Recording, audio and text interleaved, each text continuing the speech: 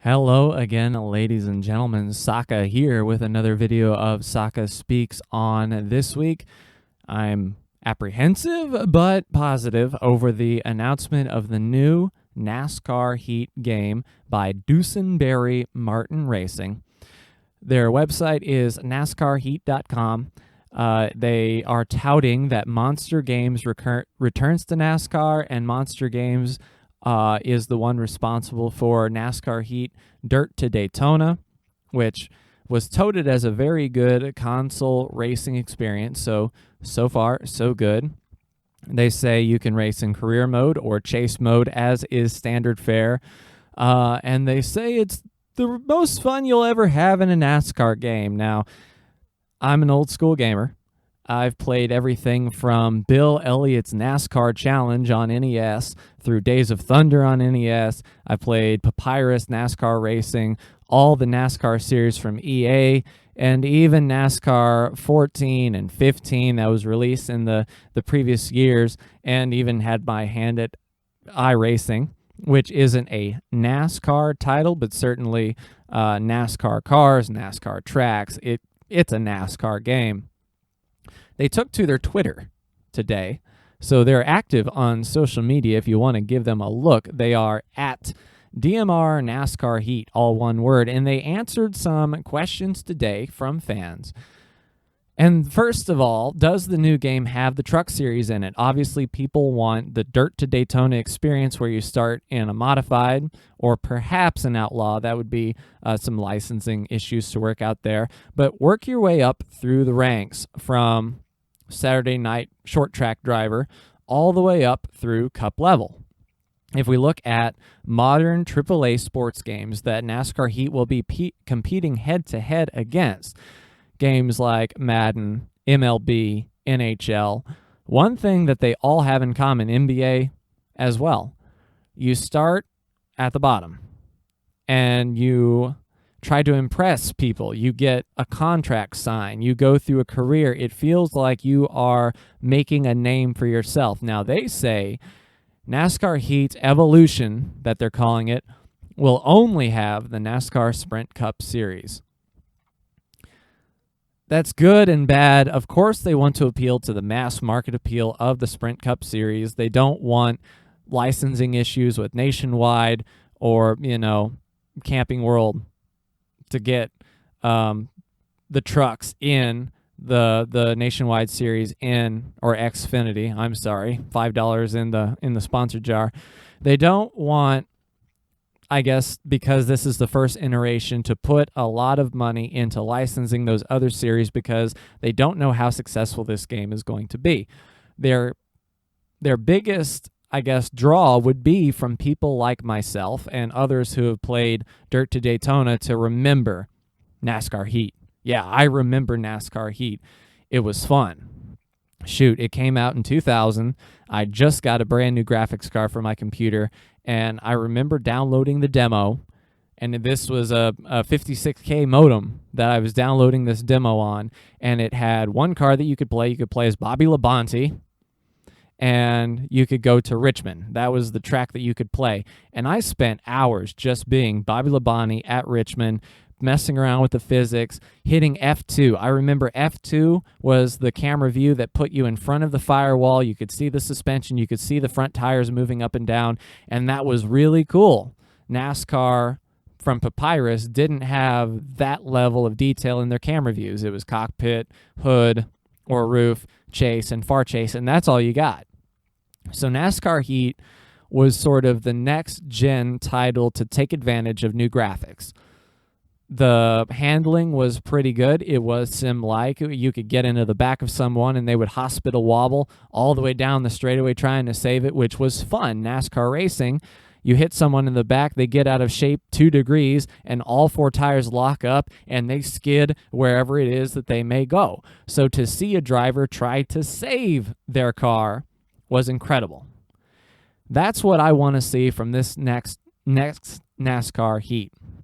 It looks like they're really going to their roots, going back to NASCAR Heat 2000, which only had the Cup Series, but they said they were also including moments. The replay famous moments in history in NASCAR and see if you can replicate the results.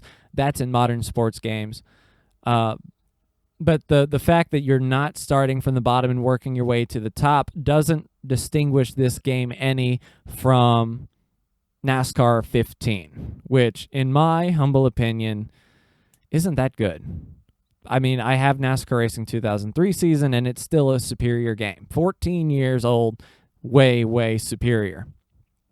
So I'm hoping that NASCAR Heat will at least have a good physics model, and that's what they were saying on their website, was whether you're a casual racer or a die-hard sim fan, NASCAR Heat Evolution will adjust to your skill level with brand new AI and speed rating system that applies the right amount of challenge. And this harks back to NASCAR Racing 2003 season, where you could set it on auto for the difficulty and the cars would scale up to you. That's a good idea to keep players engaged at all times. It's a good idea to see exactly what percentage you're running. In NASCAR Racing 2003 season, when you were done with a race, you could see it grayed out, but you could still see the percentage that if you set the field at that percentage, that's where you'd be competitive. So hopefully NASCAR Heat Evolution does something with that. Also, the first trailer is to drop around the Coke Zero 400, so that is in July. About a month and a half away, we will get the first trailer of NASCAR Heat Evolution, and then we can sort of make better calls. They keep saying, however, the goal is to add other series in a future game. The next question was, is there a paint shop? Which, I mean, for people who play NASCAR Racing 2003 season, or even iRacing has that online paint shop, people want to customize their cars. If you're starting from the bottom and you are taking control of a car, you want that car to be yours. But they said it will not include a paint booth. In order to get it right, we had to postpone it for a future game. That makes me go, So they're counting on NASCAR Heat Evolution to do really well in its first iteration to give them incentive to do a second game. If people don't buy the first NASCAR Heat, then they are not going to get the NASCAR Heat that they really want, the Dirt to Daytona experience that people are looking for. The thing that I think NASCAR games need now, and something that iRacing has done very well, is make the player start at the bottom. Now, for single races or the chase mode or what have you, sure, put them in the Sprint Cup Series. If they want to be Dale Jr. for a race, that's fine. But if you are integrating a career mode, which Be a Pro in NHL was overworked. I remember hearing about the NHL kerfuffle that people said the Be a Pro mode was really watered down, really crap, really stupid, and the next iteration was released, and it was a little better, but still not perfect, and EA worked on that Be a Pro mode. They knew people loved their Be a Pro. If you look on YouTube for NHL gameplay, most of it's going to be a Pro or EA SHL. And Madden, there's a lot of football fans in the United States, American football, hand egg.